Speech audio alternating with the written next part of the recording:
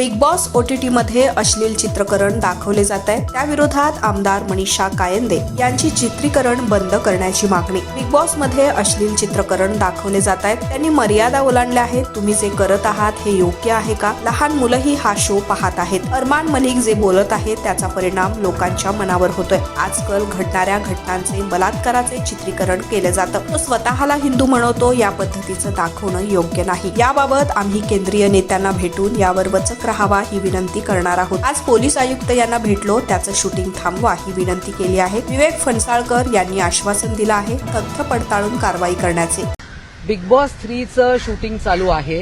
तुम्हाला माहिती आहे हा रिअलिटी शो आहे आणि त्याच्यामध्ये जे काय अत्यंत अश्लील असं चित्रीकरण काल त्यांनी दाखवलं सतत चालू आहे आणि सगळ्या लिमिट त्यांनी पार केलेल्या आहेत, सगळी हद्द पार केलेली आहे। म्हणजे रिअलिटी शो आहे, आपल्याला माहित आहे